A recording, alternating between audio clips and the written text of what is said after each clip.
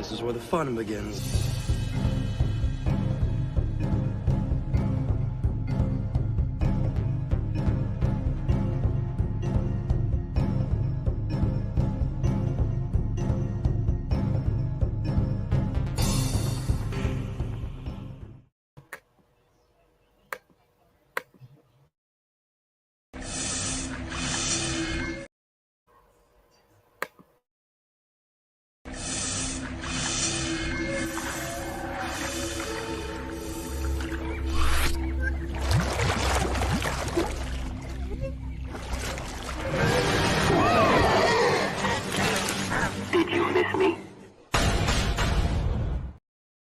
Good morning, everyone, and welcome to Coffee Chat. It is our last coffee chat of the year, our CAF chat.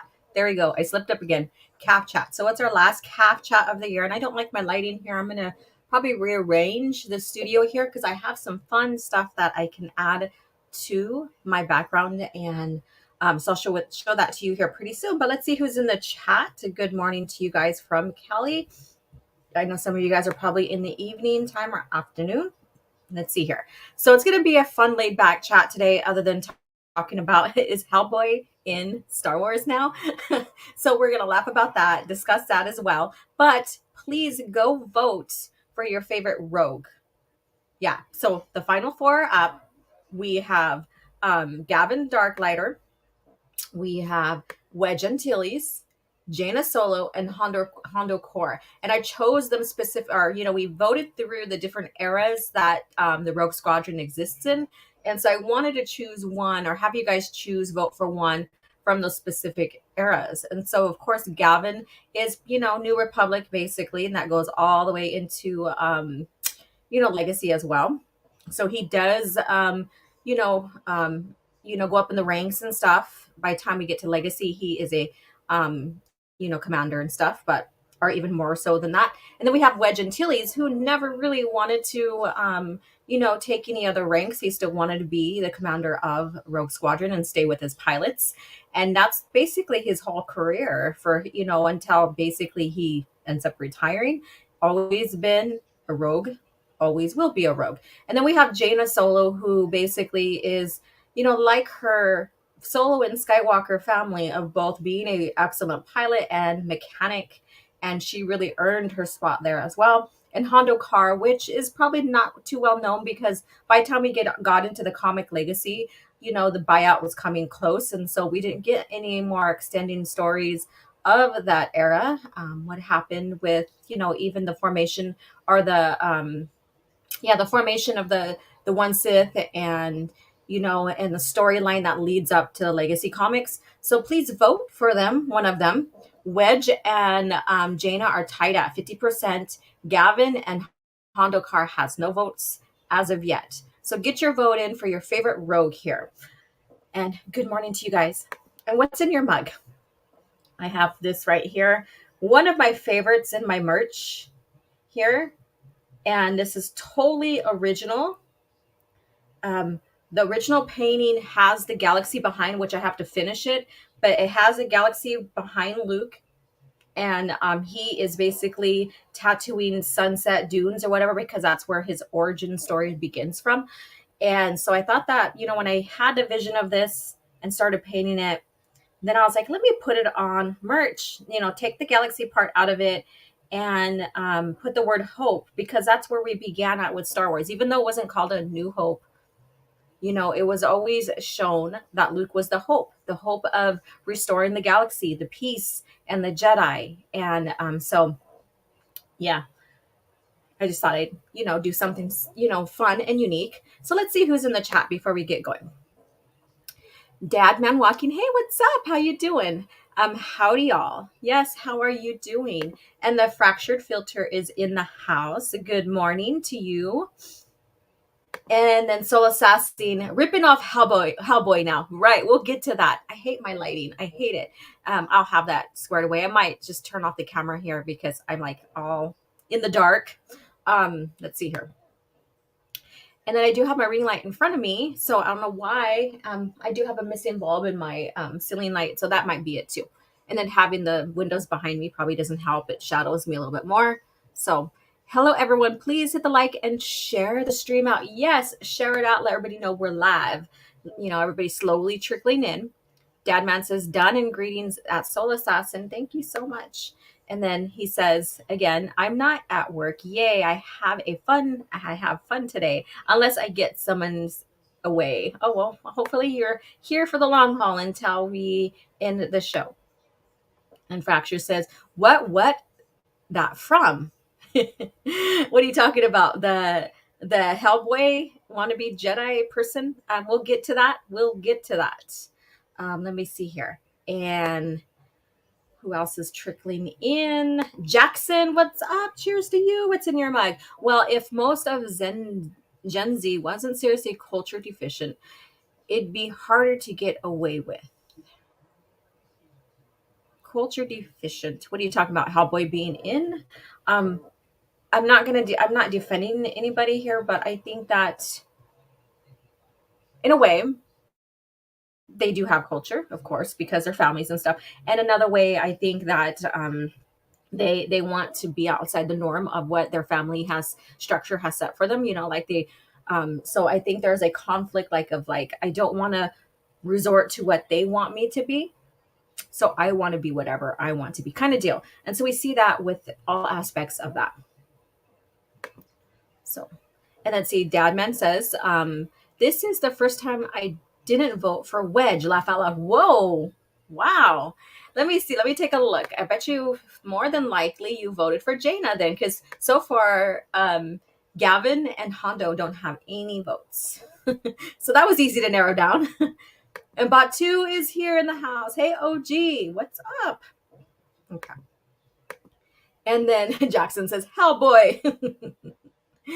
Hellboy. If you are popping in, go vote for your favorite rogue. Again, we have Gavin, Wedge, Jaina, and Hondo. And and so Wedge is my prediction.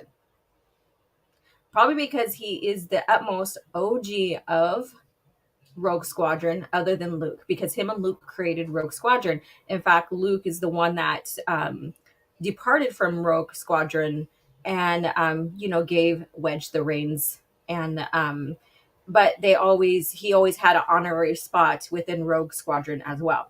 So one thing I expected was what Luke Skywalker to have made it in, but I love Luke, but I'm glad he didn't. I'm glad that other non-Force users made it in. Wedge is my absolute favorite non-Force user pilot. Sorry, not Han, Wedge. So that's my little controversial thing here. And Dadman says, glad to hear that I wasn't the only one who the first thought was Hellboy copy. No, when I read that, and I didn't really want to talk about that, I wanted to see if you guys would have caught it. But when I looked into that article, looking for a cringe factor article, and I was looking at the picture, I'm like, that looks like Hellboy. And then so I posted it because my point is that they're always trying to one up these legacy characters. And so this is what's going on. This guy is cooler than Mace Windu, kind of deal. And then I was like, Hellboy? Okay. And so I made the point of, they're one-upping another legacy character. And then everybody's like, he looks like Hellboy. I'm like, yes, he does. So very odd, very, very crazy. It's like almost like they're creatively bankrupt if they can't come up with their own species. Now, George, when he was creating Star Wars, and he needed different species, to make it look like it's not of our galaxy, that and stuff. They used old costumes, old masks and stuff. That was already made and stuff. They used those, and that's how George had some of the species created. So it was already kind of there at his disposal, I guess you can say. And maybe I'll get into that too as well when I get into the art of Star Wars, because the art of Star Wars isn't just about painting. It isn't about the concept art that's on paper. It's also the concept art that's made in costuming and stuff like that. So, and I hate this lighting. And so maybe I'll get into that now that I'm thinking about that, when I start finishing up these series or going deeper into the series. Of course, OT and PT will be the first, and then we'll get into the expanded universe, because Star Wars began with Star Wars, basically A New Hope. and the concept art that was made through that. And so I'll go with that. In fact, I'm doing it. My introductory videos are going to be for the first month, are going to be introducing some of the people that contributed, with the concept art, like Ralph McCurry. So in fact, we'll take a look at that right now while I'm talking. So here he is. So this is, of course, Empire Strikes Back, and he's just touching up one of the background reels for the movie right here. And so I thought that was very interesting to show here as well, because, you could see the details here. You could see him, working on it to make it look like it's believable. And this guy's art is so brilliant, and when you look in the background, you see where the source light's coming from, where the shadows are, all of that, creating depth into it. When you have the proper lighting and the proper shadowing and where the light is reflecting off of, it's more believable. So you really got to know your hues, your values, the lighting, all of that, and to make it really, really believable. So I can't wait to get into this and show you guys the first introduction video here. And I figured I would have it in the beginning of the year. So stay tuned. I'm so excited. So stay tuned for that.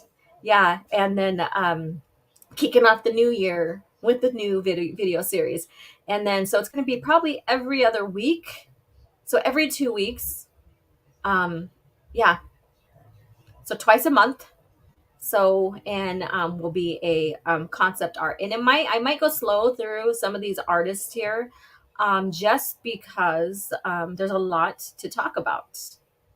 And once a video is published, then the coffee chat that is after that video that's going to be published, we'll talk more about that, because I really want to spark your guys' interest on how Star Wars was created, how uniquely different it was, where it was inspired by, who was, the geniuses that George brought in to help build the visions of the world that he gave us. Yep. So I'm super, super excited. And here is the top 4.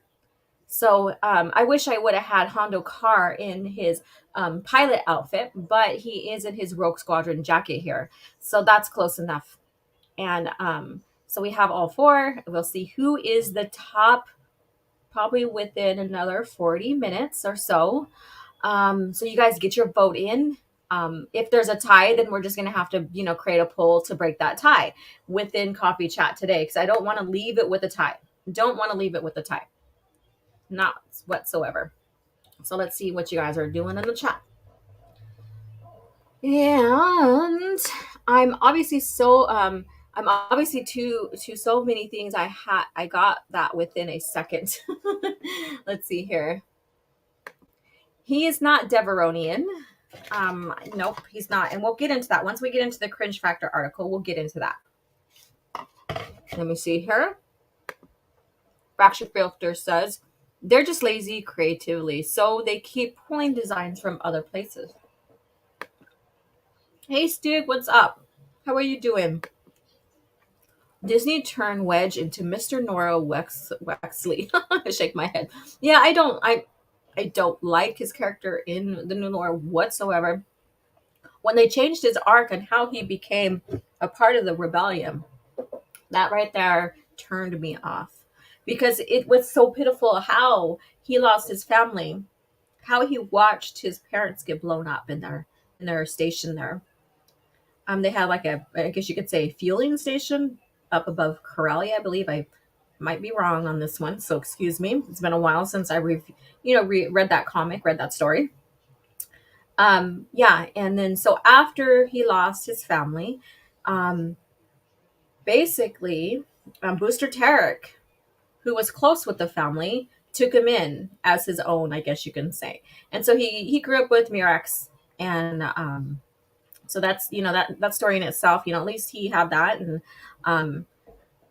yeah, and then he wanted to get, and then I guess he lost too. And I'm like going on the top of my head, because it's been a while since I reviewed his story.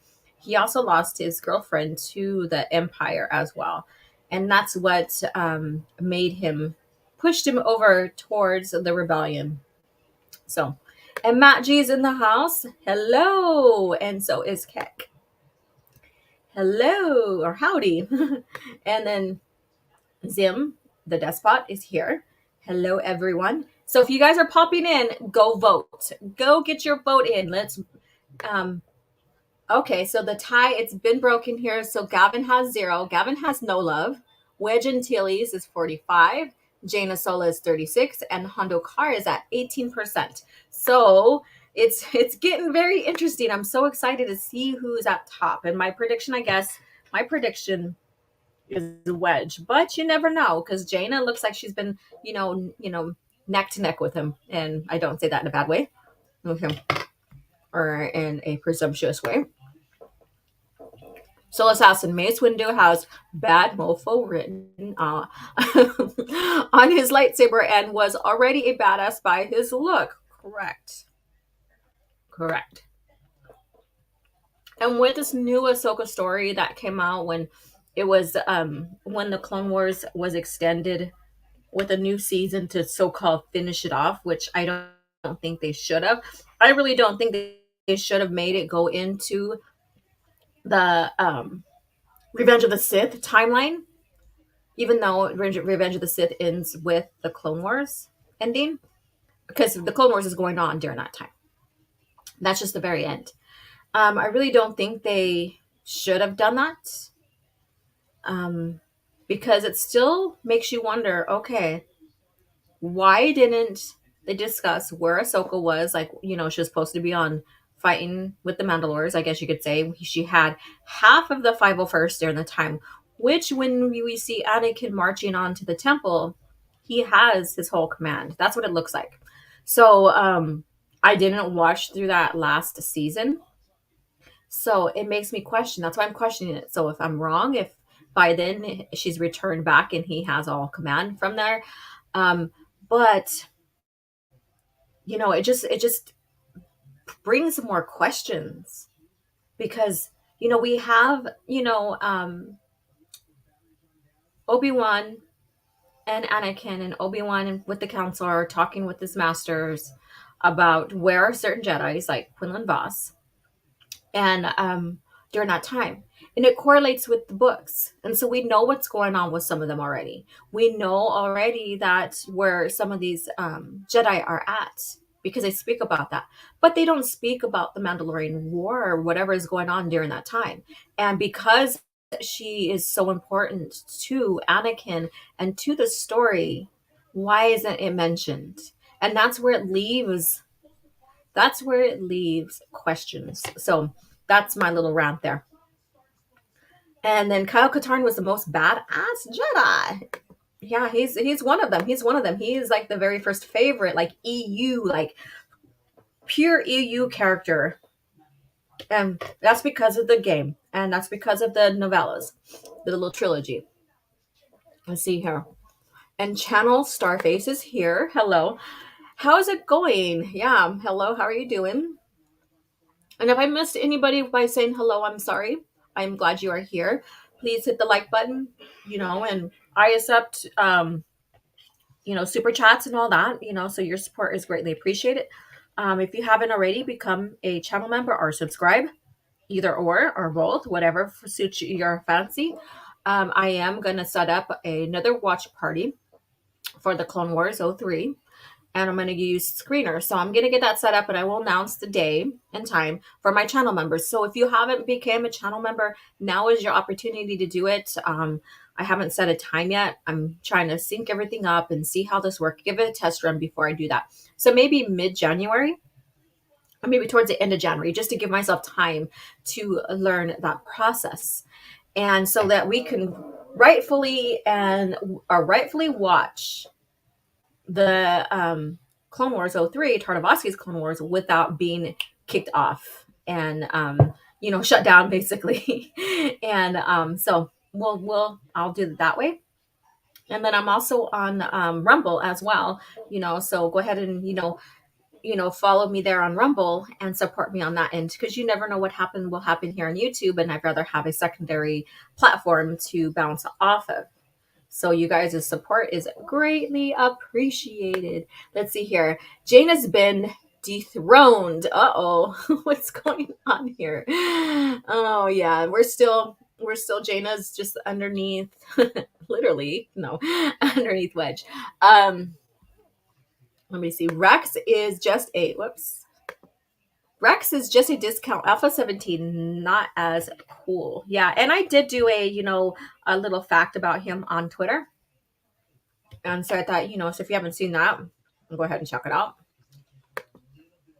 A former Padawan fighting Mandalorians, the plot armor is strong in Ahsoka. Right, you would think, and that's another thing. Perfect point there. Mandalorians don't like Jedi. Even if she's a former Jedi, she has a lightsaber. They have no respect for the Jedi whatsoever. So you got to think about that. You know, and the reason why Django was brought in was not only because his badassery, knowing how to fight, and being very different analytically and stuff like that, but he also, he learned how to fight against the Jedi. And in a way, that's what Sidious or Palpatine needed too, is these clones that were that can fight against the Jedi and stuff. But he did lose his head against Mace, so you know that was kind of tragic, I guess you could say. I wish their fight would have been more. Um, I wish we'd had a little bit more of their fight between Django and Mace, just to show how badass Django is. But instead, it was just quick and done. Mace just totally went brutal on him, and that's it. So, so poor Django. Pour some of your CAF out for Django. Remember the G. Did Disney base a character off of Hellboy? We'll get into that. So stay tuned. Stay tuned. We'll get to that as well. Django made it to episode 3. Let's see here. All right. So, because you guys are excited to get into this this article, this cringe factor article, and learn more about what's going on, I just want to just reflect, and I wish I would have saved every screenshot that I was tagged in, saying thank you for helping me keep my love of Star Wars through all of this, through the buyout. Yeah, and tomorrow night on the spacing, we're going to talk about what has been going on since the 10 years of the buyout. So within the 10 years after the buyout. So we're going to discuss that. So I'm not necessarily going to discuss it here and give my opinion. However, my focus in my channel is about, keeping the love of George Lucas era Star Wars alive, talking about it. Yeah, I report some news about Star Wars in general and stuff, and I have a deep opinion about most of the lore. I have praised some of Disney Star Wars, but that's few and far in between. So I thought, I'm going to share this here on with you guys here, simply because it just does my heart good. It's a good thing to know that we are all here like-minded, even though we may not agree with some plots and characters and stuff within George Lucas era. We all have our likes and dislikes, because we are human. We're all going to have individual thoughts, right? But my focus here is to keep your love ignited for Star Wars. And with this right here, this was a conversation, of course, that was on Twitter. And someone had reported they lost their love of Star Wars, interest in Star Wars, and their family tradition, or his tradition with his father, just waned or went away. And then Punish Discord 96, thank you so much, I appreciate it. I feel the same way, and that was the start for me. I managed to reinvigorate my passion for it by being reminded by OG and even open airlock policy that canon can only be established, not declared, meaning everything prior to 2014 is the only canon. So this is like giving praise back to at least helping him keep the love and interest of Star Wars that came before, because the way they made it sound is like anything Star Wars prior to the buyout, that was the EU, once they announced it in 2014, was no longer relevant, and that no longer canon. which is a fallacy because in everything that's created before by and approved, sanctioned, and helped by and made by the original creator is true canon, true Star Wars here. So a lot of people lost their interest because they figured, well, if it's not canon anymore, then why should I still read it? Why should I still be involved with it? And then so you go through that grieving process, and you see many, many people go through the grieving process of what has happened since the buyout. You have your sorrowful, your rage, and all those little processes here, and then you just like discard it. You're like, fuck it, whatever. And but we are here to let you know that it's still valid, it's still canon, it's still the original Star Wars. And because it's still so important that Disney Star Wars wants to cherry pick from it to create their stories, right? They want to pull characters, which basically is only in name and maybe the shell of the character, because everything that's going to happen to them in the new lore is not what happened with the original character. Yeah. And, so it's, and then they say, oh, we're honoring you guys. We're remembering you, EU people. You guys should feel good. You should feel proud that we're honoring you guys by bringing in these characters or these storylines or whatever. And, in reality, all it is bastardizing the lore, the character, the technology, or whatever they bring back in. And we'll get more into this once we get into that Hellboy Jedi story.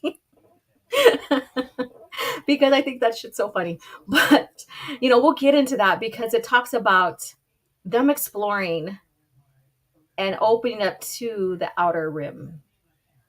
And this is 200 years before the PT.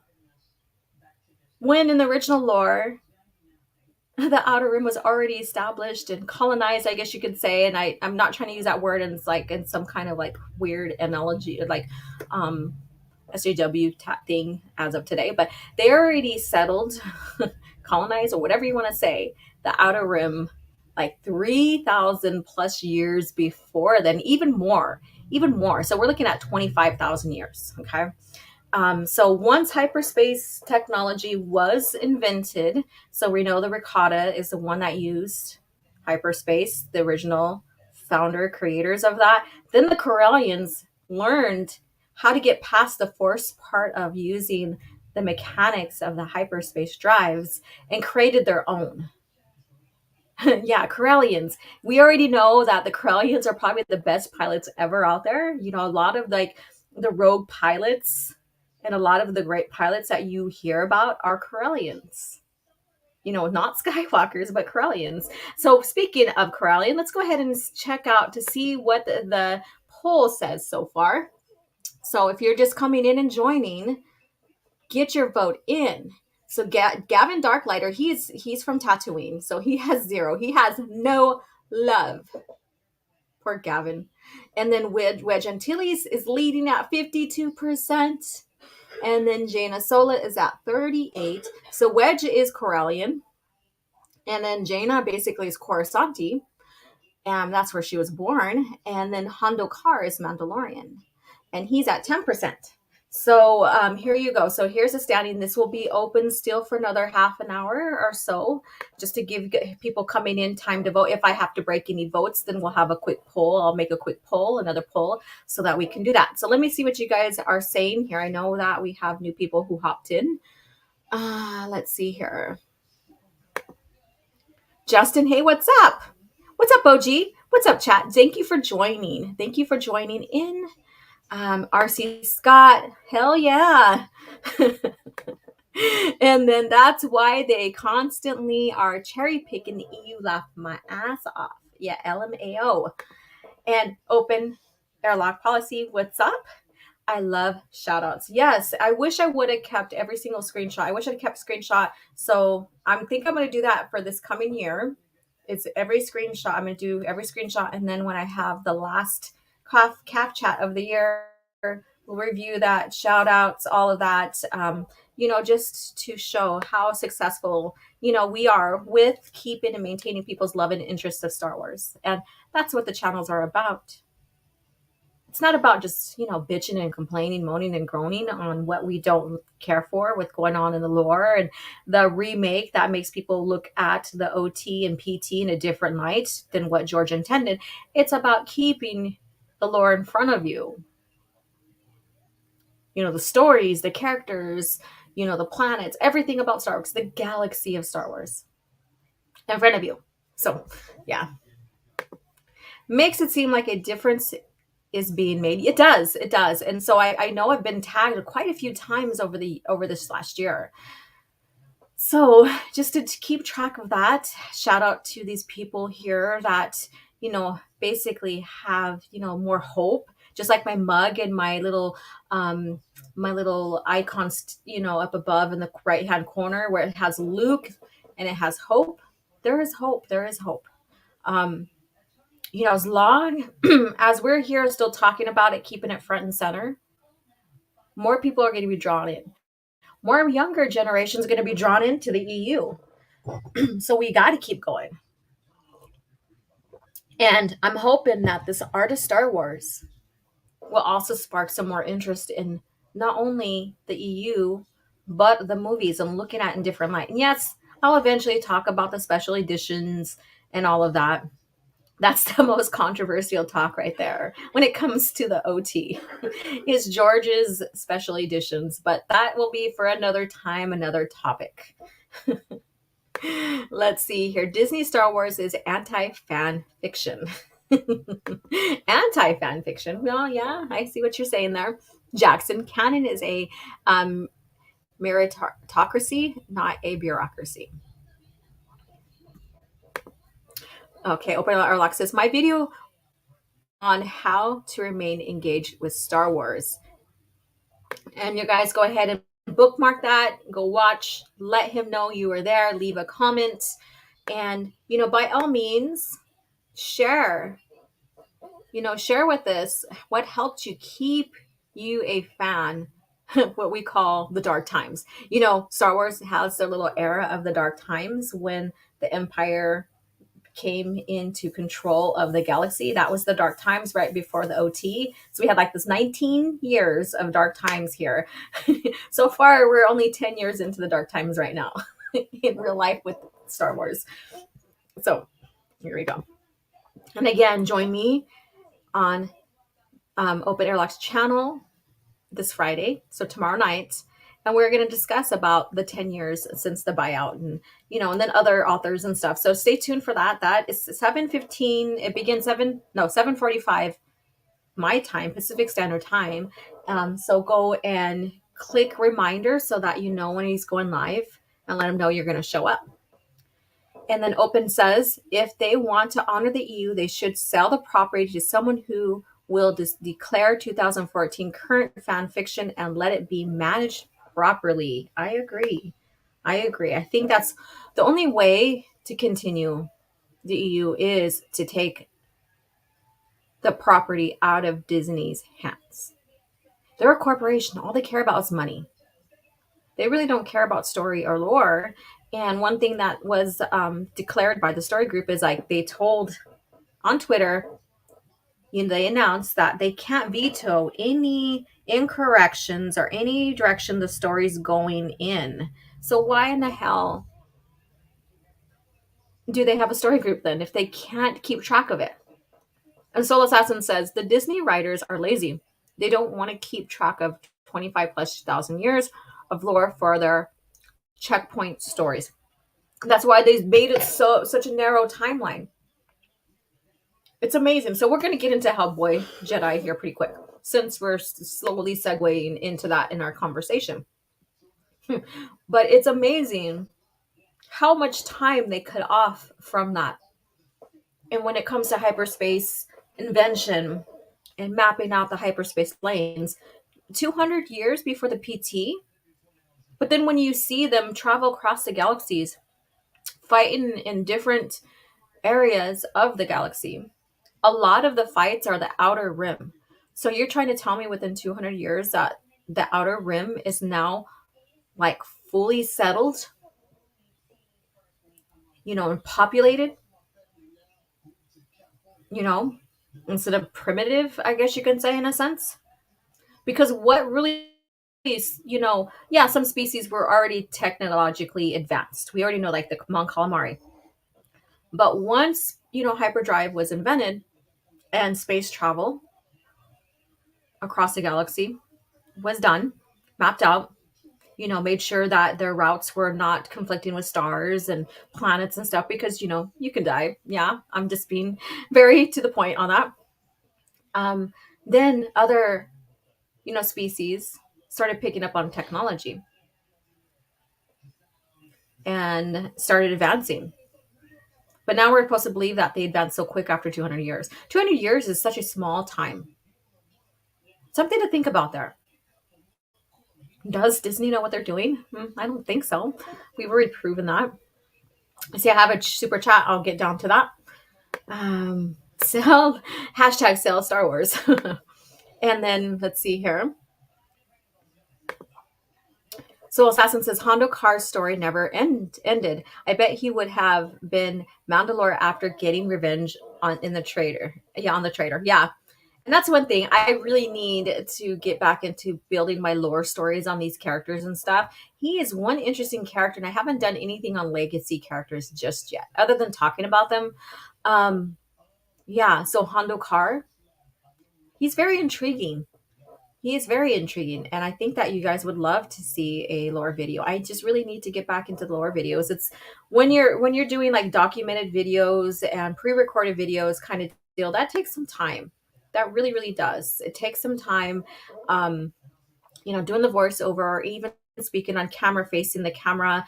It does take time. There's planning, there's images that you upload, there's research you do to make sure that you get everything accurate. And you want to make sure that, you make it very interesting for your viewers as well. But Hondo, yeah, I think that he would be a fun topic. Batu, Canon Luke made the disc-canon suck for me.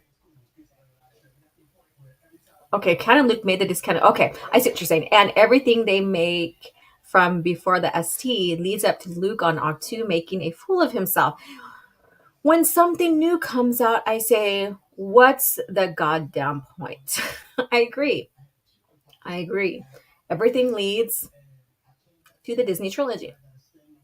So even when people say, oh, it's so good, um, it's all leading, it all points to that direction.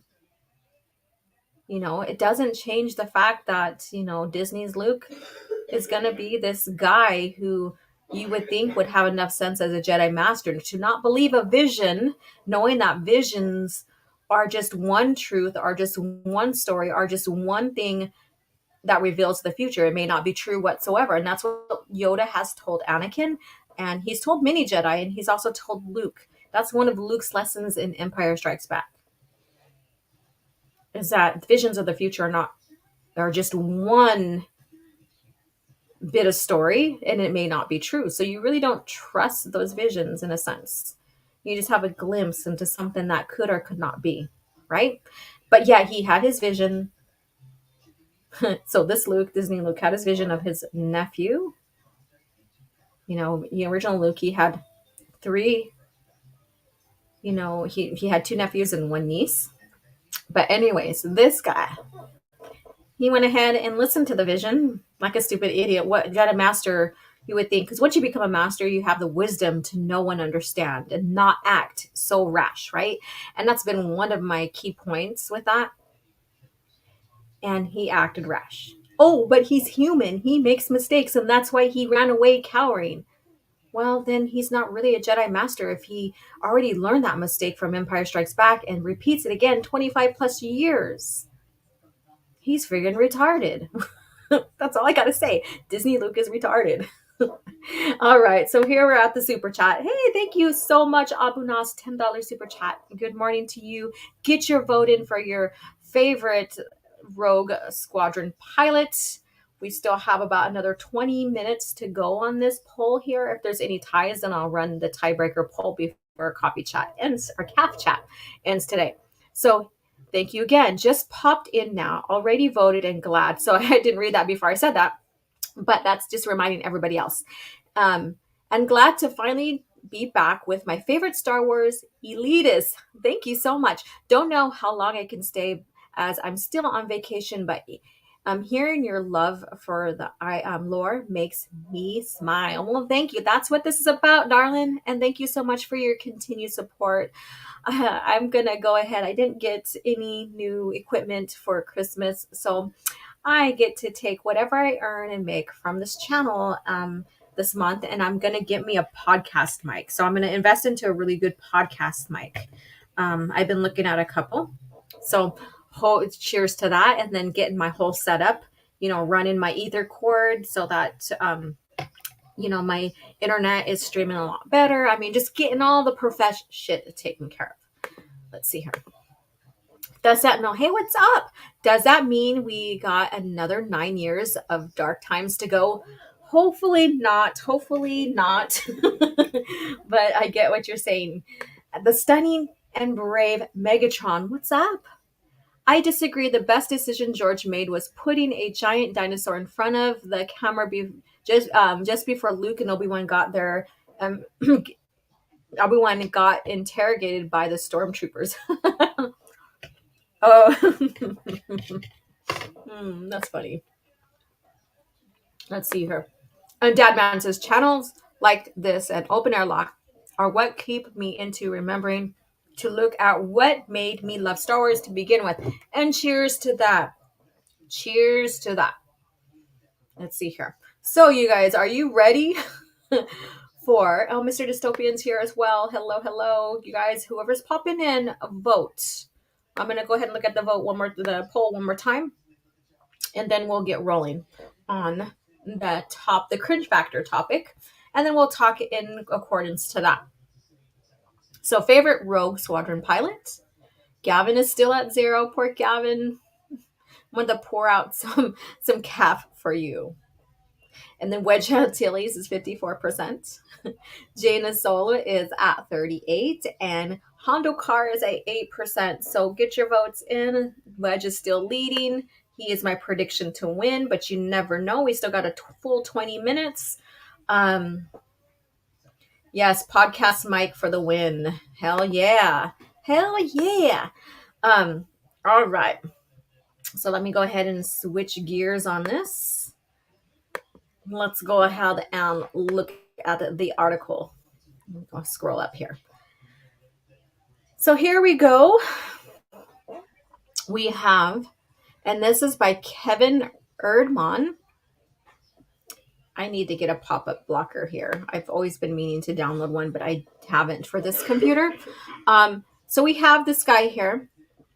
And if you've seen my thumbnail, and I'll bring it up. Did I put it up here? No, I didn't. But if you've seen my thumbnail, and I'm going to go ahead and just upload it so I can show it to you guys, you will see exactly what I'm talking about. But if you guys haven't already noticed, you already know. It's pretty obvious. The skin color is different, of course, but it's pretty obvious. Now look at that. So here we have this here. We have, the indent. We have where the horns were at, right? Out of the forehead. So the forehead is big, where I guess you could say the horn stubs are, I guess. I don't know. And the eye structure is very same. So you have that big brooding, pouting like brow, thick brow above the eyes. Now look at Hellboy. He looks like he can volunteer. He could be part Sith here. He's got the yellow eyes. He's got the red skin. Look at that. So here we go. And so then the nose is about the same. So we have the short, thick, bulbous nose, I guess you could say. And then what else do we have? I can't answer that. Someone's trying to call me. And then, of course, we have the same facial cheek structures. And then, of course, you can, if he was clean shaven, probably the same chin structure as well. So there you go. And so there's the comparison there. Yeah, there's a comparison.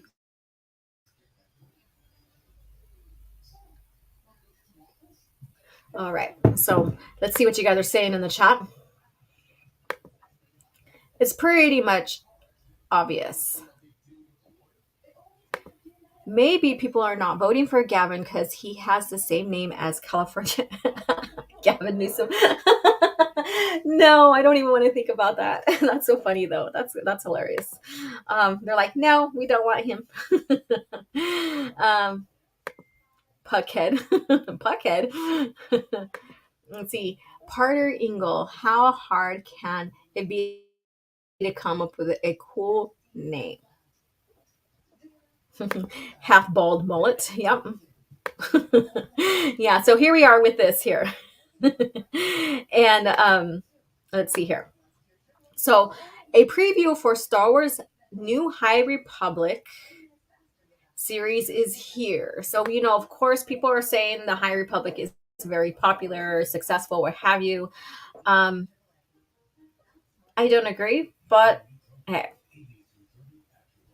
And then it's debuting the secret past of a Jedi Master, Porter Ingle, the Blade of Bardoda. Doda. So again, this is by Kevin Erdman. So there's some points I want to get into this. So I may read the whole article here. All right. Let me go ahead and bring that in. An exciting preview has been released for Star Wars, the newest High Republic series, showcasing the secrets past of the coolest Jedi Master ever. Mind you, he's going to be way cooler than Mace, as this article suggests. In the first phase of Lucasfilm's High Republic publishing initiative, Porter Ingle is a simple cook for a Jedi Order outpost. He's a cook. So he's not just, he's just a cook. So I find it funny. I find it really entertaining that he's a cook. And then when you look at their Finn character from the DT, he was a janitor. Oh, okay. So they really want to, get ordinary people involved because he's a cook. Okay, da da da da. Yeah, I'll go into that later though. However, this new miniseries will reveal his past as the Blade of Bardoda. Okay, so he's such a good lightsaber swords person. How did he become a cook? Because to me, that would be almost like a demotion, maybe. I don't know. I don't know what they're trying to set up here in the new lore. But in the old lore, if you didn't make it to as a certain type, they had certain type of jobs that you did. Basically, like we had the librarian, but also if you didn't qualify as a full-fledged Jedi because your midi-chlorians, for example, were too low, then you went into the other resources as agriculture and whatever, whenever. So, do they still have that in their lore? Who knows? So basically they're saying he's a legendary Jedi who traveled all over the galaxy with quite a bit of swagger. Swagger. Okay. So James Soule and Marcos Castillo are the ones that are putting this new series out and it's called The Blade #1. And it sees Porter serving as a Jedi in the far reaches of space, helping the Republic expand out into the outer rim. See, that's my point. This is the key point here. Helping the Republic expand to the outer rim. We already know that the High Republic is showing that they're mapping out, hyperspace lanes to the outer rim. And again, these stories are like 200 years or closer to the PT. And it doesn't seem like it's believable, especially when you are having technology like that, barely invented and mapping out and stuff like that. It's going to take a lot of time, right? And then so during that time frame, how are these places being settled? not only settled by humans but other species as well. For it to be believable once you get into the PT and the Clone Wars and all that, where they're fighting, and you already see people of all different species established on all these planets. So there's got to be a, I don't know, it's just like I don't think they know how to plan out their time frame to allow this advancement to happen. I don't know. Scouting new territory. So I'm reading now. Scouting new territories, Porter and the Jedi Knight Barash are seen facing a group of pirates. However, it is clear that Porter has zero fear in his showdown. So let's see. So zero fear in his showdown. So is this why he's cooler than Mace? All right. Epically taking the time to show off his skills. Oh, so he's prideful and he boasts. Isn't that what they try to tell Anakin not to be? Off his skills with the deck of Sabbat cards. Okay, so they're not talking about a duel here, but they're talking about Sabbat cards. Here are the preview pages of synopsis for the upcoming first issue. I still stand with like being boastful and show off, because that leads to pride, and pride can help begin that spiraling to the dark side. So here it is right here, and I'm not going to really get into this, but this is what the covers and stuff look like. I'm not really going to get into that. Part 1, hundreds of years before the Skywalker saga, witnessed the rise of a legend, the mighty Jedi Porter Engle, perhaps the most skilled lightsaber wielder in the High Republic, with his fellow Jedi Knight Barash. He travels the galaxy serving as a guardian of peace and justice, but even Porter Engle has enemies he cannot defeat. So because he's a master duelist, because he's so skilled, he's cooler than he's cooler than Mace. It is incredibly exciting to see young Porter in his element. Not only are his skills impressive, but his unique cutlass-inspired lightsaber, it's undeniably cool. Oh, so now it's because his lightsaber is different that it's cool. That's why it's better than Mace. As such, the mystery behind his legend and why he chose to become a humble cook later. Oh, okay. So he's humbling himself now. Because I'm the best, I'm the coolest. I'm just going to humble myself as a cook. In the High Republic era will be very interesting. So not only is he like skilled duelist, he has the most interesting lightsaber, which makes him cooler than Mace. Because he decides to humble himself and become a cook, he's better than Mace, maybe? Is this what this person's trying to say? Additionally, Soul is also paying off one of his early Star Wars series with Jedi Knight Barash, as seen in his 2017 Darth Vader series. What? So he makes it... Okay, I'm confused, because Darth Vader is way after the High Republic. We're talking like we're going into like close to 300 years, right? Like close, probably 250 or something like that. 300. He lives that long? This is talking about Barash, not the other one. Vader's red lightsaber crystal came from defeated master who had taken the Barash vow. Oh, the Barash vow? This is all weird to me. So people are making a vow to a master? Isn't that kind of cultish? What are they doing here? All right, I'm going to finish reading. Meaning that he was a Jedi who chose to operate with zero connection to the Jedi Order, often as a form of atonement. So what's he atoning from? Is this because this is being set up to make the PT Jedi look bad, and they did things and they attacked those beings that we talked about like a few CAF chats before, the ones that were basically sucking life force from them or whatever. And so they fought against him so that they wouldn't be hunting force sensitive people. Is this what this is about? As such, it seems as though Jedi Knight Parash will serve as the founder and or inspiration of that practice. Based on the preview alone, Porter Ingle is already one of the coolest High Republic Jedi to be introduced yet. Likewise, he certainly gives epic Jedi from the prequel era a run for their money as well, such as Jedi Master Mace Windu, the full Star Wars high blah blah blah blah blah blah. So they really don't give any, true legit story on why he's the coolest. They tie Vader back into the story by him coming across the crystal. And then basically in the new lore, he basically bleeds it. So it becomes red.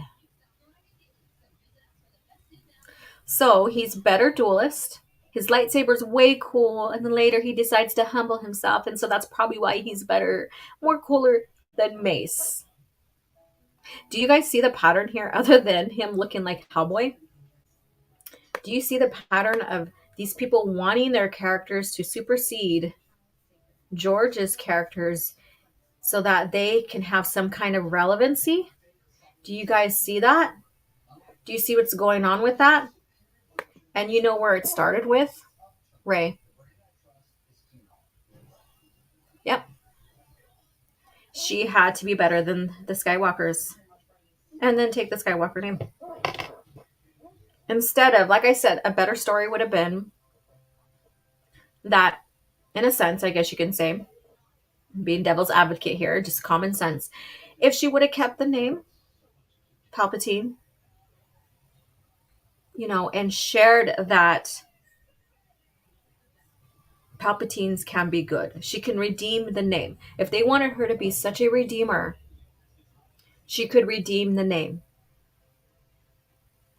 We also should have seen more struggle, hardship, all of that. But that's already been discussed millions of times.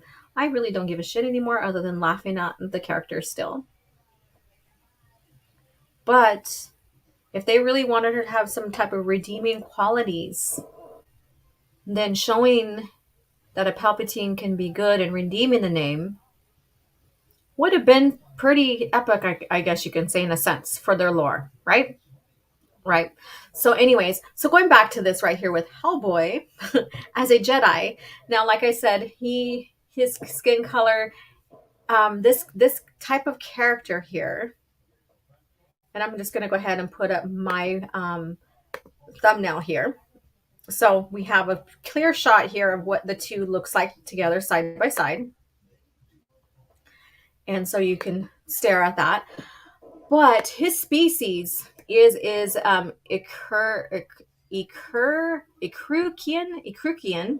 So he's Ikruki, which sounds funny. And their skin colors is either orange or white. And their hair color can be brown, black, or white. Eye color can be orange, yellow, or blue. Keyword yellow. Keyword orange. Now, it's not exactly red, but the same characteristics, the same like pug face kind of, I wouldn't say squishy face, but it's more stout, I guess you can say. Yeah, as Hellboy. And what's so interesting is, and let me go ahead and I'm going to take a look at who is the artist for these comics, because we can really share with that and I'm going to pull it up here with you guys. Okay, so the artist is Marco Castillo. So Marcos Castillo has no inkling of creativity. So is Hellboy his favorite character, like fictional character? Maybe. Now, how does this go into copyright now? Now, I didn't see if he does any other comics. If he is And if he does, if how he got permission. I didn't look into that and how the copyright part goes with that.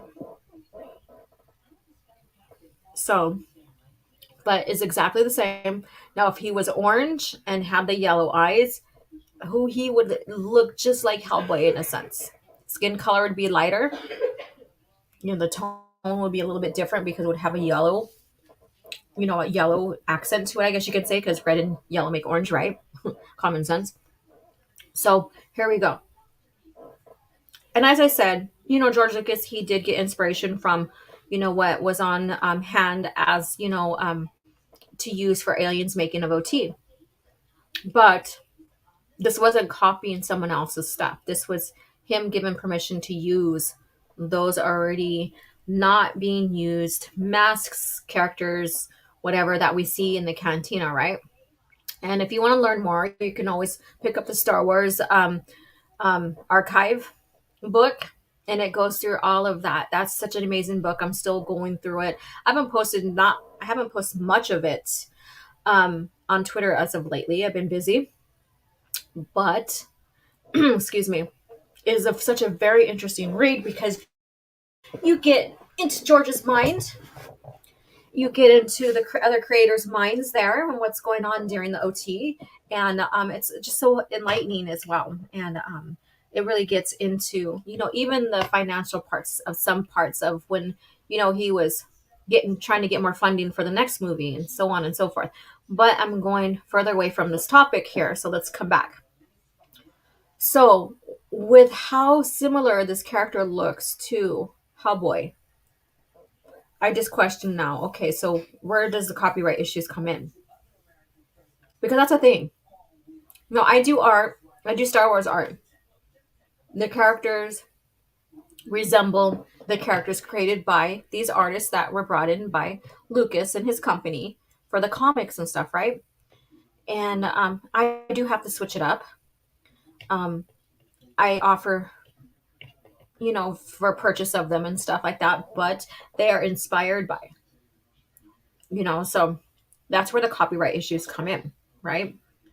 But where are the creativity to this as well? There's so many alien species that already been created within the Star Wars galaxy that make it legit. And they were looking at adding a new species, this new Ikrukian, I guess you can say Ikrukian is a brand new species to Star Wars. So there we go. Let me go ahead and see what you guys are saying, and then we're going to take a look at the poll and close it. So what are you guys saying? Let's see. I might scrub a little bit more from this one. I'm going to say that I'm being too picky, but coolest used to be used just doesn't seem fitting of a Jedi. Again, it's probably just me. No, well, you see, that's where they preach to where if you don't be prideful, don't be boasting and bragging and stuff like that. Because when you look at the Sith code, it talks about pride. Pride is one of the things that starts spiraling you or starts taking you towards the dark side because you start just thinking about yourself. And that's what Palpatine stroked in Anakin is his pride, right? And making him believe that he's better than, and that they are jealous of him because he's better than, because he's the chosen one. So he was stroking Anakin's pride because pride does lead to the dark side.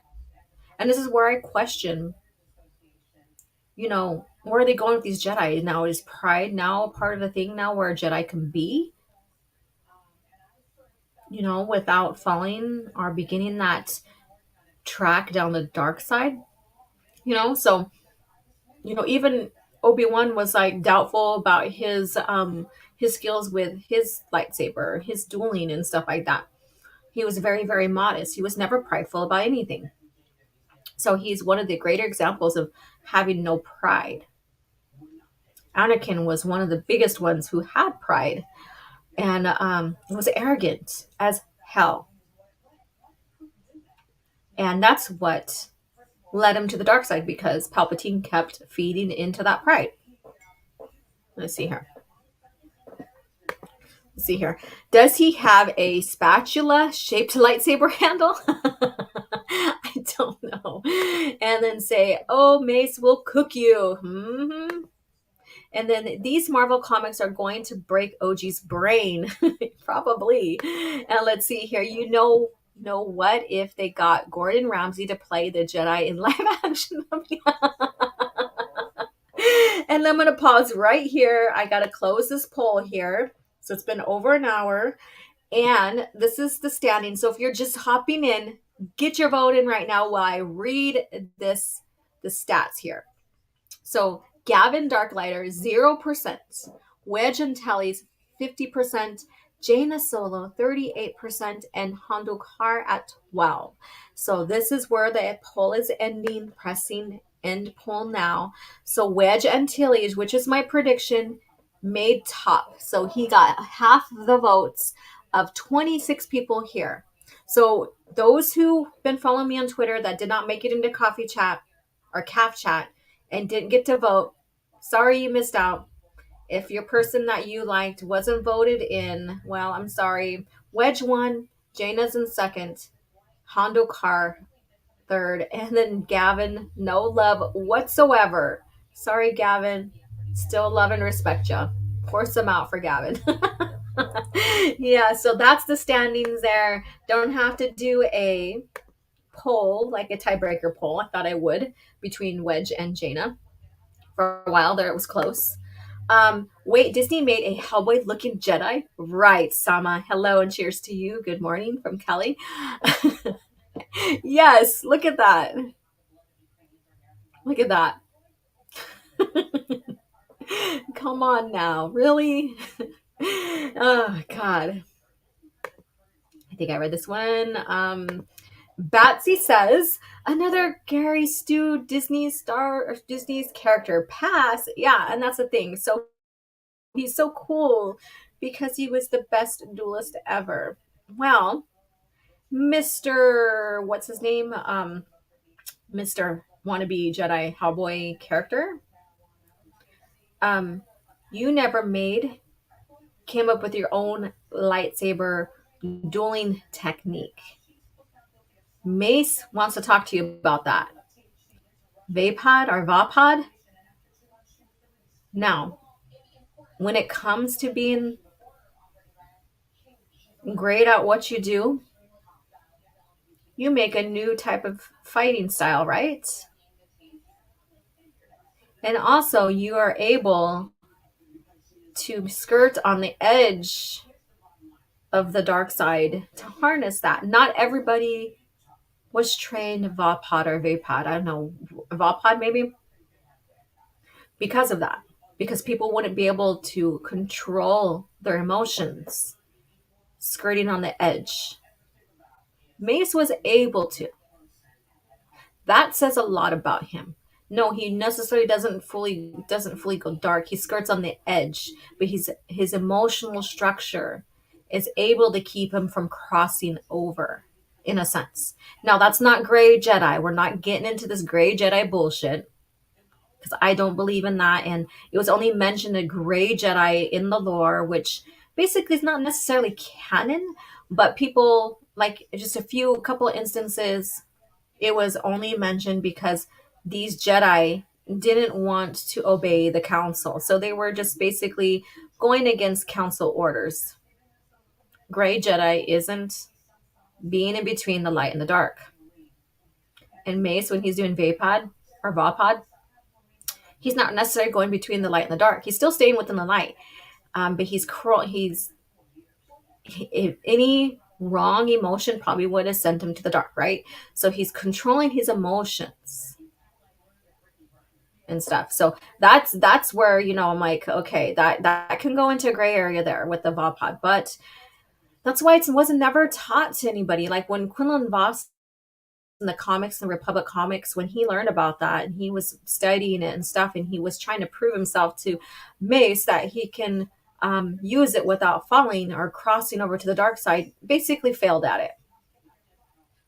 Because it takes a lot of control. A lot of control. And I think having it just be something that is used in such a way and can't be harnessed by a lot of characters and stuff. Makes it uniquely different. Anakin wanted to learn it, but Mace is like, hell no, sucker. So if anything, Mace is cool for that. Not because he has a purple lightsaber. That was pretty cool. George is like, yeah, you can have a purple. So they had to create some kind of story. And if you watch Shatterpoint, you learn how he gets the crystal for the purple lightsaber, which is a great story. Some people say it's kind of slow here and there. And I think it's in the first person in some parts or whatever. I haven't read that in a long time. I think it is or whatever. But anyways, that's not the point. But basically go in if you want to learn about more about um, Mace getting his purple crystal for his lightsaber, all of that. And also Deepa Baloba's how she basically goes dark and turns on herself in a sense because of that and impels herself with her lightsaber. That I'm not going to say any more about that, but reason why she's not there in the movies after that, and and Obi-Wan steps up in the council and has a seat, is because of her storyline as well. So if you want to learn more about all of that, go and read Shatterpoint. Very, very interesting book. Here goes more. This is Mace's own novel here. So if you want to learn more about him and all that, read that novel here. So there goes my rant, my rant on that. And yeah, so but I would say because of that, Mace is the coolest. Mace is the coolest. Let's see here. And let's go into here. Gordon says the press release writer doesn't understand why Star Wars fans want to read about Jedi's power, power, power, badass, more cooler. Like even when you get into Luke Skywalker's story, post Return of the Jedi, we see him advancing. He's not like OP right away.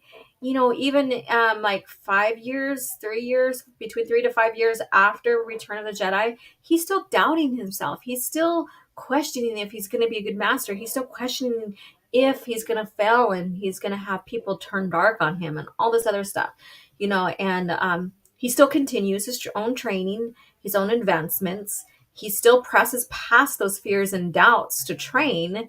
He still, basically deals with Jedi that go dark. So you have such a compelling character and stuff, but he is never boastful or brag. He never boasts or brag. And so it's yeah, but that was never the Jedi way anyways. Batsy says, no, OG, that makes too much sense for Disney writers. Yeah, about her story, about Rey's story, like redeeming the Palpatine name. Like I said, there's sometimes I will get some praises. I'm like, that would have probably done the story hell of a lot better. Would it have reeled me in? Not really, but at least I would have a little bit of respect for the direction they were trying to go. But they didn't plan the trilogy out from the start. Like every single one of the installments of that Disney trilogy were planned on the spot. There was no conclusion that leads to another story for the next installment. There was no planning. Hellboy wouldn't listen to a Jedi counselor either. Right. Of course, their characters are better than the originals. That is going to make us to don't care about. And that's the thing. Why are they trying to one up these original characters and say they're going to be the coolest, they're going to be this and that? Why don't you just write a good character and let the fans decide that, instead of already saying that to diminish another character? You're diminishing another character for a new character, and we've seen this time and time again. Yeah, Ikruki. So it's Ikkrukki. Yeah, that's how they're spelled. Ikruki. Ikruki. A cookie, as someone said up here, stunning and brave. A cookie. Okay. And let's see here. Gordon says, what species is this new character Ikrukian? Ikruki. Ikruki. Yeah. So I'll write it in the chat here. Let's see. Ikkruki. Something like that. KKI. Something like that. It's almost like going off with like the Y's and stuff for like Kashyyyk and stuff. You have the multiple of that. Let's see here. A Grookey. And then, hi Rodimus, how you doing? OG, what's favorite scene from 2003? I like Anakin's duel with Asajj Ventress. Ventress, not Ventress. Ventress. Yep, that's my favorite there. That's mine. So, and I can't wait to get the watch party up and rolling again. And then we could talk all about that. That's going to be fun. Some fun times there. And Gordon says, I guess this new character is a percentage enough different to not get sued and make royalties like J.J. Abrams with Bad Robot Creations. Maybe, maybe that's why the skin color is different. I don't know. So we shall see. Probably nothing's ever going to happen. All I could say is, well, Hellboy probably is his favorite character. Maybe. I don't know. Took inspiration, but taking inspiration, you still alter, you still turn it into something different. Yeah. So I want to know who George's financial guru was. Let's see here. Our mentor. Yeah. Let's see. Just sounds too common, our slang way of describing a Jedi to me. That's all. Oh, you guys are discussing that. And let's see what Soul Assassin says. OG's been busy hating on the greatest Grogu. You know what? I don't have my camera up, but I am flipping you off right now. And I can't believe Soul Assassin's crossed into the dark side and likes Disney Star Wars. That's blasphemy, hey? No. Likes Grogu, likes the wannabe Yoda bastard. Okay, the Sentinel says, can I also point out how stupid that lightsaber is? It looks like a cutlass that's a sword that was used in swashbuckling times. Pirates had it, musketeer had it, etc. It's not practical nor works. There was a lot of creative hilts even in the EU, like Tenno Call's Rancor Tooth lightsaber. Now, what do you think about that? Let's see here. Why would you cover the lightsaber handle in metal so that you couldn't adjust your hand technique on the handle? You are seriously analyzing that. That's good. Let's see here. OG Mace Simp. I'm just defending the character. He is a hell of a lot better. And Matt G is in the house. Cheers to you. Emotional damage. And then Gordon says smooth Jedi technique. Now I'm getting into more of the recent comments here that you guys left me. So Jackson says rugged and loves to cook. It's like they fused Hellboy with Jet Black. They got to make something differently or completely different. Justin says, not only does Porter look like Hellboy, he has a eye patch and beard like Odin from Marvel Comics. They copy and paste the merged two character looks. Yeah, that's the thing. I didn't show him with his patch. So he must have got that patch later on towards like when he became a cook. So something happened to him where he got a patch instead of like, now what's the technology here? During 200 years before the PT. They were so technologically advanced, even during that time in the religious lore, that you still had, your implants that can be put in, your synthetics and stuff like that and so you can have a new eye put in and you could still see or whatever, or you can go, digital with the eye gear and stuff like that. So, yeah, that just makes me wonder. That's too much work. And then Dadman says exactly the great point on let's let the fans decide if they like the character, right? Instead of telling me, oh well, he's cooler than Mace because of blah blah blah. Well, Luke did come up with his own saber dueling technique as well, and taught that to students and stuff. Does it make him cooler? It makes him unique. I think Mace's thing is his demeanor, his style, how he can handle himself. his bluntness, his directness, I guess you can say. Um, he's way different than Luke. Luke is cool in his own rights, right? But I would never say, oh, because of this, Luke is more cooler than Mace. No. There's something about the essence that is created by the actor towards that character that shines through. And that's what Samuel Jackson did for Mace. So yeah, let's go ahead and move on here with the comments. OG, did the name Sith come from the EU first? Um, in the novel, I believe, I have it like near me, but when they talked about like Dark Lord, like Darth Vader, Dark Lord of the Sith, I believe it was mentioned in the novel of the movie, but never on the movie or in the movie, I believe. So I will confirm that on Twitter here. But I believe it happened in the movie novel. So if you would consider that the EU, maybe not. Um, but the movie novel basically is something that, and I'll have to look into the Star Wars archives on that too. So, good question. Weird. I want a cookie now. Pass out cookies for everyone. You get a cookie, and you get a cookie, and you get a cookie. Um, and I'm gonna ignore that comment that Soul Assassin says. Okay.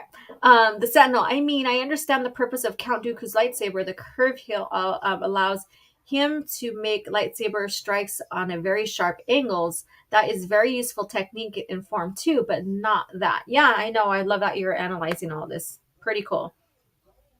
And they say some hot grease flew up and hit him in the he couldn't stop the hot grease from hitting him in the force. An open airlock policy says, wow, what a ripoff. Correct. And maybe, since we're going to talk about authors, maybe we can get into this on the spacing a little more and hear what you and Greg have to say about this. Patches now. Well, Isani Isard, she kept an eye patch. Was it her? Or no, it wasn't her. It was Dala, Natasi Dala. She kept an eye patch. So I can't really just make too much fun of them, like when someone decides to do an eye patch in the lore, because we do have characters that decide not to get an implant, of the cybernetic eye, like Soul Assassin says. Eye patches now, no cybernetic eye for the force sight, just a patch. Yeah, like I said, Natasi Dala, once you get into Legacy, she does have an eye patch. She chooses not to get a synthetic. She chooses not to get the synthetic eye in there. And Radimus says also, are the cartoons like Clone Wars 2003, Droids and Ewoks Adventures, and TV movies like the Holiday Special and Ewok movies were canon? Correct. Let's see. Justin says Mace Windu could go head to head with Darth Sidious, but could he cook a medium rare ribeye? Could he cook you? He's smooth, but is he smooth enough to cook you a medium rare ribeye? And that's the thing. I guess because he's not a cook, he was on the council, so he's not as cool as this guy. Cecil, they're just making a stupid pirate Jedi. Oh my god. Let's see here. The Sentinel says the holiday special wasn't even S canon. And he gives the answer. Let's see here. I don't know if that was the right one. So, and then he says, okay. My contacts in the late 90s confirm this. He's going down the contacts. He's going down the resources. All right, you guys. So now let's go ahead and share here. I want to know, over this whole year, what helped you stay interested in Star Wars? It doesn't have to be, you don't have to name anybody. You can if you want to. But what kept you interested in Star Wars? What kept you staying within the light, I guess you can say. Stay in the light. And are you like, was there any series that you read? Was it any type of topic that you were discussing? Was it keeping an eye on what's being produced in the current lore that made you stay within George Lucas era of Star Wars? Please share with me. I'm teasing you. I'm teasing you.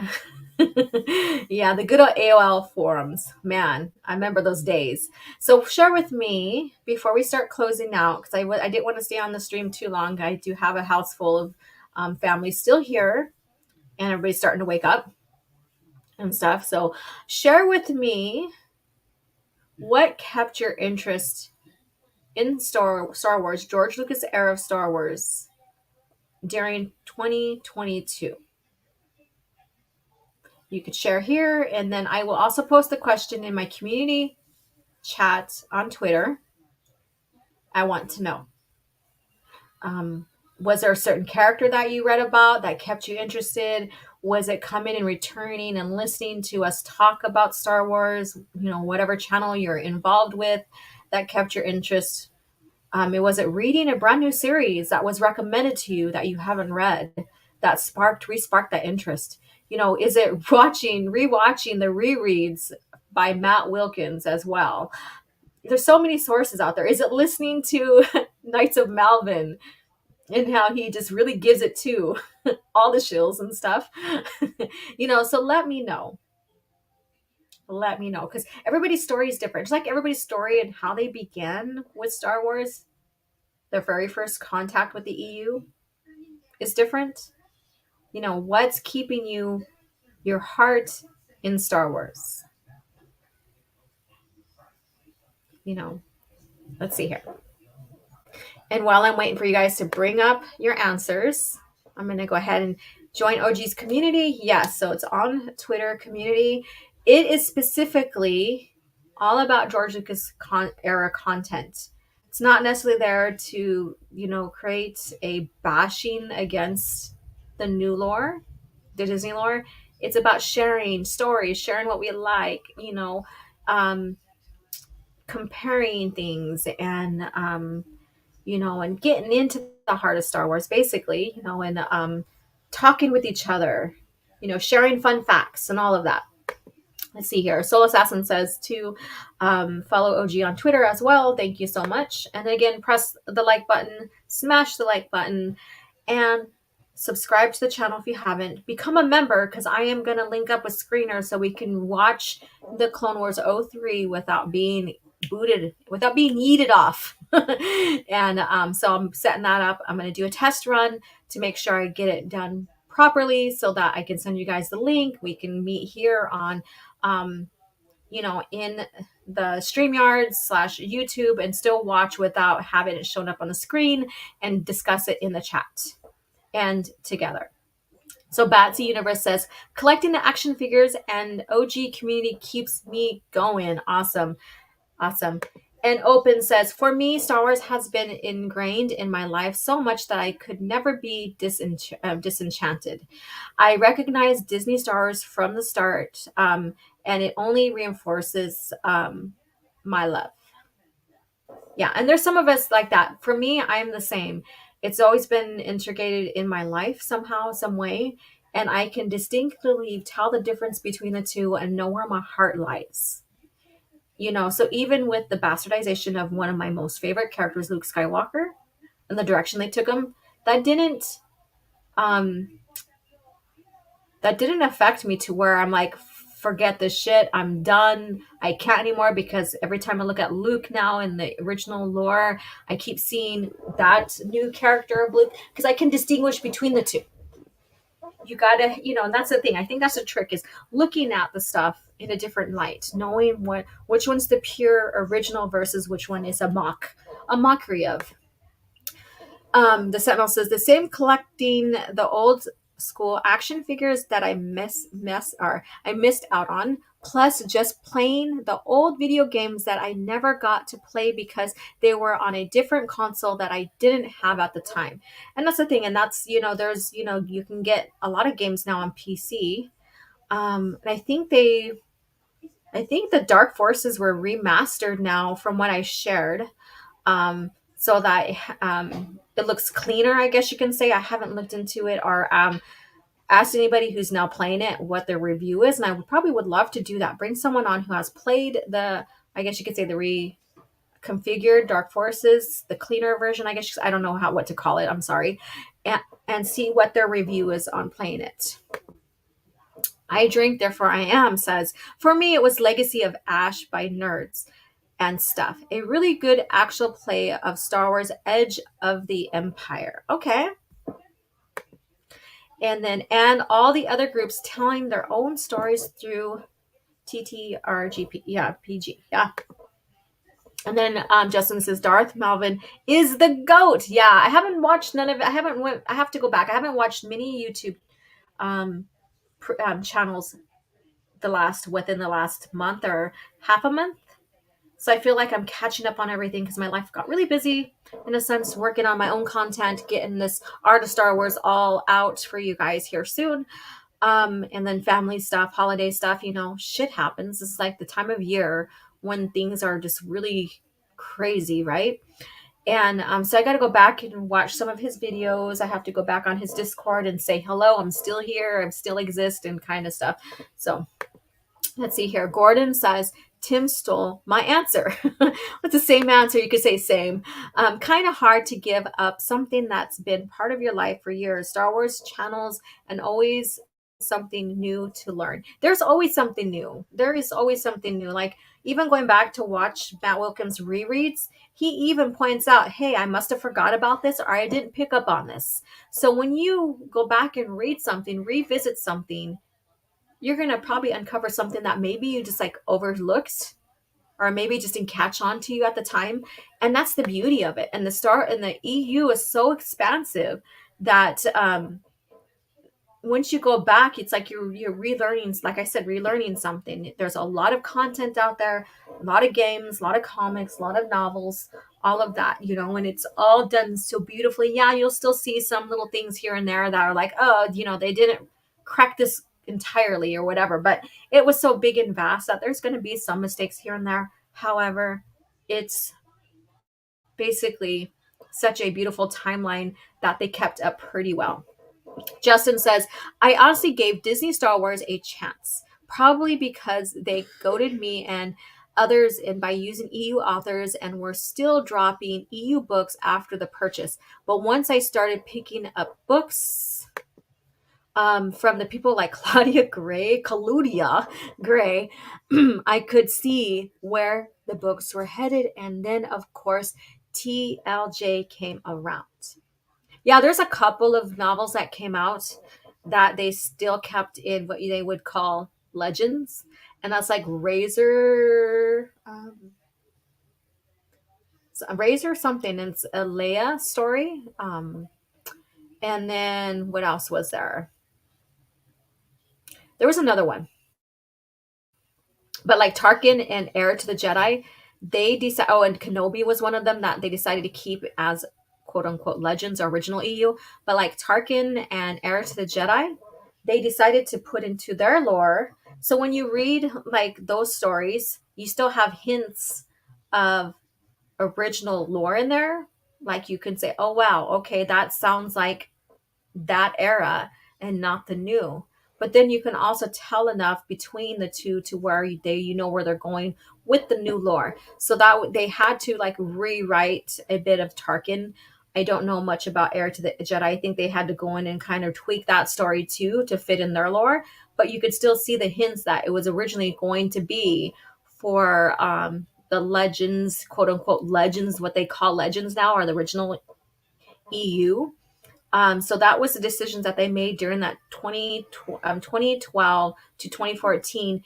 And then they announced that they were going to discontinue the use of the original EU, other than, oh, we're going to cherry pick. We're going to honor you guys by bringing some characters in, blah, blah, blah, that kind of rhetoric.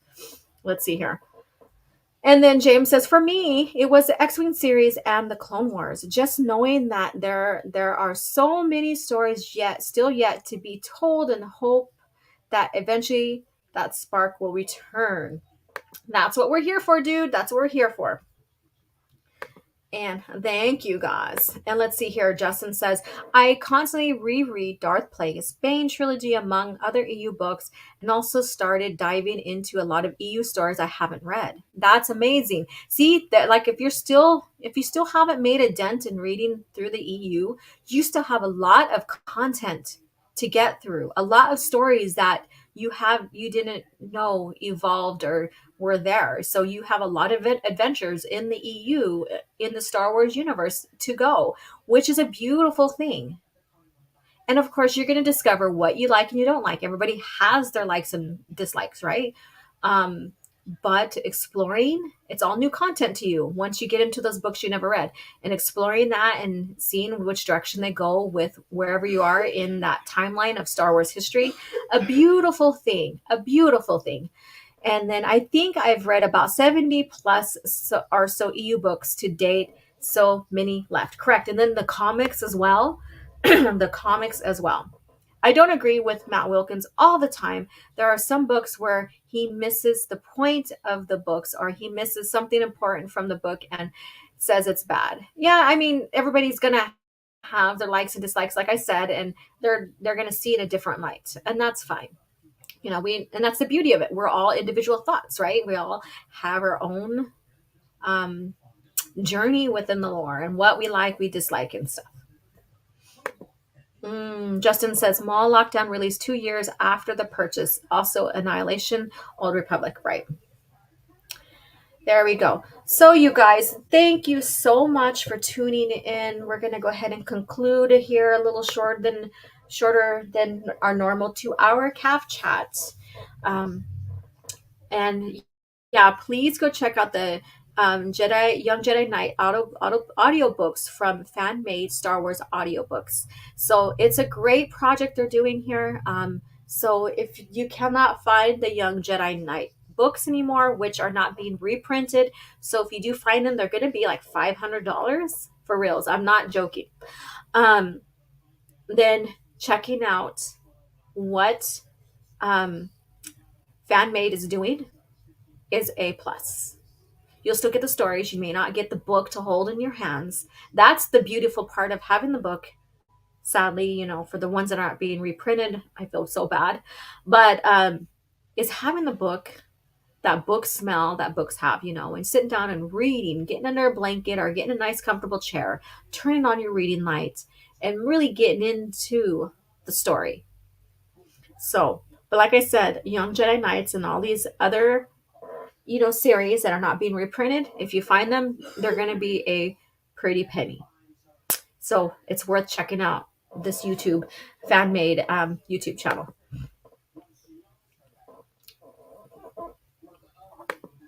And then, all right, so I got really relaxed here chatting with you guys. This was fun. Didn't really necessarily go into much lore here. Just had a fun chat with you guys. Laughed at some ridiculous stuff here, which is fine. And I can't wait to drop my first intro on the beginning of the art of Star Wars. And of course, the very first one, the King of Star Wars, art here, concept art, Ralph McQuarrie. So I can't wait to get into that. Look at that. Isn't that beautiful right there? Just amazing. Just making the screen backdrops for the story. Isn't that cool? Like when you look into the hangar bays and stuff like that, like of Empire Strikes Back and stuff, a lot of that was, basically hand done. But it looks so real.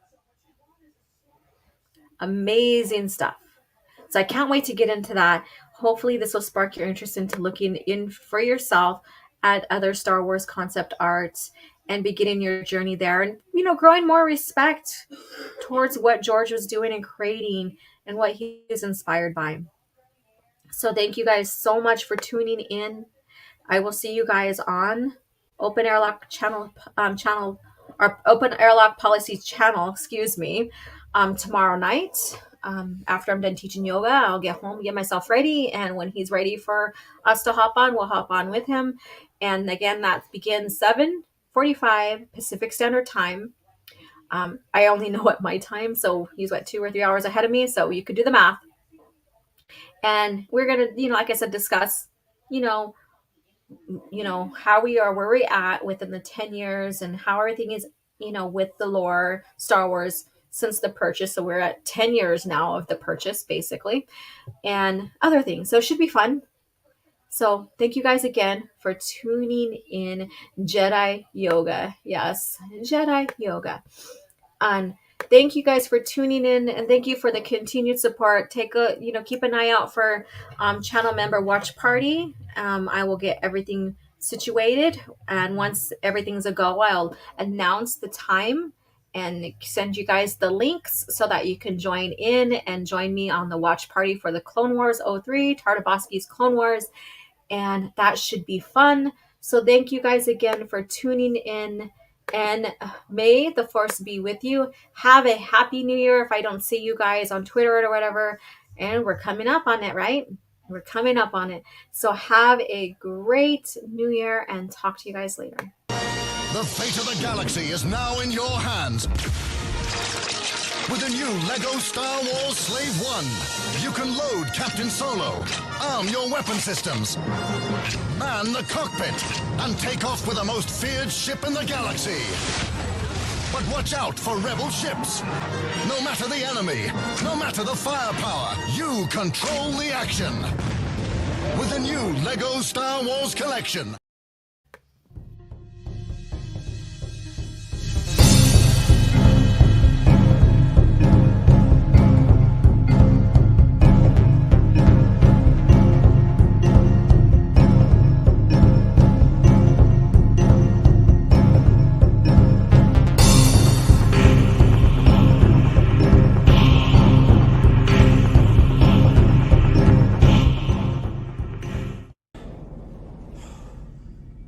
Another happy landing.